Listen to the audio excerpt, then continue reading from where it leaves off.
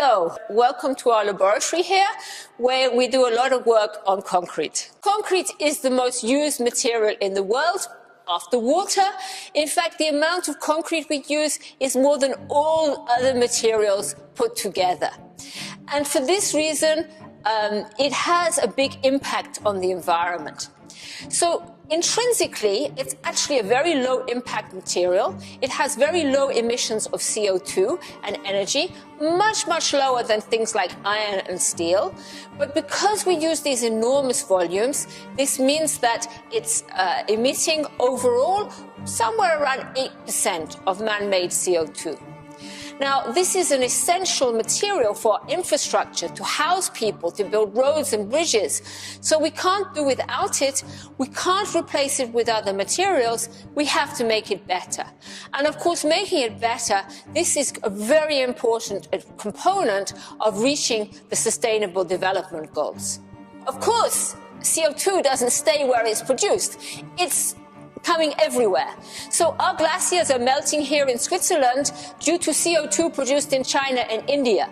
And if we want to have an impact, then we have to work on things that can be done in other countries as well as Switzerland. So we must think on a worldwide basis and not just focus on our own little corner. What we have to understand is that we produce this material in enormous quantities. So we have to work with the most abundant materials we find on the earth. And in fact, the composition of cement we have today, which we call Portland cement, this is an inevitable consequence of the composition of the earth, of the minerals we can find, and we shouldn't think that we can have some miracle solution that will arrive from nowhere. We know the physics and chemistry of the materials we have at our disposition. What's this sample you have in here? Okay. And is he nearly finished, or has he got more and more to do? No, he has more to do. Oh dear. Okay, so what we can do a lot. And the best and most realistic thing to do is to replace part of this Portland cement we produce in this very high temperature process with other materials which have some properties. The problem is the amounts of these materials we have available is really quite small relative to the amount of cement we produce. It's only about 15% overall.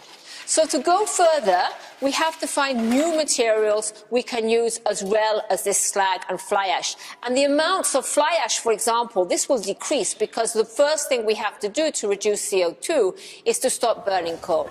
So how's it going here with the concrete? We've realized that we can take clays, we can calcine them, that's to say we heat them to about 800 degrees, much lower temperature than to produce Portland cement. And then when we make a combination of these calcined clays with limestone, limestone is a material with almost no CO₂ emissions, then we can get very high levels of substitution, but still have the same properties we have with the reference Portland cement. This combination we have of calcined clay, limestone and cement, we call LC3. LC3 stands for Limestone Calcined Clay Cement.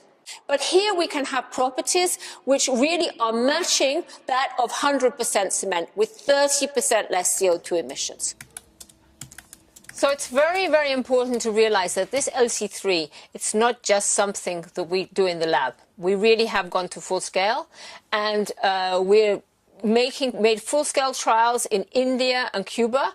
We've built houses. We've taken it to factories. And what's very important, you can take it in a factory, you can give it to somebody with no supplementary training, and they can use it on a one-to-one basis. So this really is something you can directly substitute for the materials they're using today. For example, the house we built in India, we could show that we could save about 15 tons of CO₂ compared to existing materials.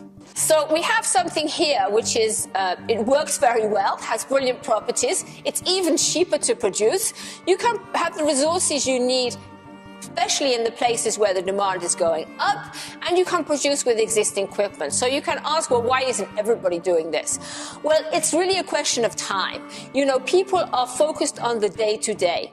First of all, we have to make sure people know about it. We have to go to their countries, because people from Ethiopia, for example, are not going to come to Switzerland to hear about this. We have to go there, we have to explain, and then we have to help them to see, are the clays suitable? What is the best combination for their local materials? Questions like this. This is really what we're doing in the LC³ project, which is supported by the Swiss government through the SDC, the Swiss Agency for Development and Cooperation.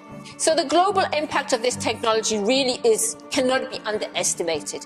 Here we have one single technology which can be implemented today, which can really save at least 1% of world CO₂. And the timing is very important, because in fact we're talking about the total amount of CO₂ in the atmosphere to slow down climate change. So it's much more important to act quickly to save CO₂ today than maybe have some wonder solution that can only be applied in 50 years. In 50 years, we're all a lot warmer and we're already suffering.